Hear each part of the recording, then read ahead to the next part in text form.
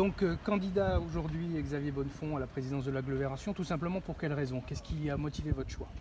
D'abord parce que j'ai été sollicité par certains collègues. J'ai beaucoup aussi consulté donc ces dernières journées, ces dernières semaines. Encore les communes évidemment qui ont été soldées à l'issue du deuxième tour du 28 juin.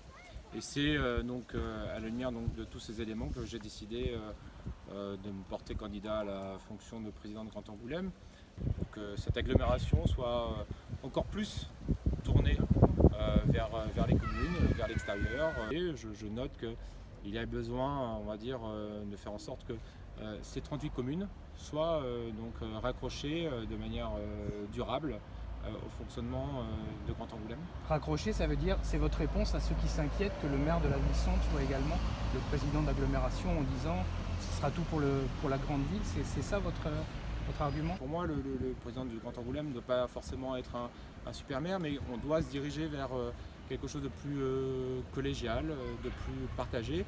Et pour moi, le président du Grand Angoulême doit d'abord réussir l'enjeu de l'animation du bureau communautaire et du conseil communautaire. L'union sacrée dont on a beaucoup parlé pendant le mandat qui s'achève, ça veut dire quoi? Qu'elle n'a pas marché? Mais il n'y a pas forcément d'union sacrée ou plus d'union sacrée aujourd'hui. Ce n'est pas ça le sujet. Le sujet, c'est en effet le fonctionnement à 38 demain, c'est tenir compte des spécificités des uns et des autres.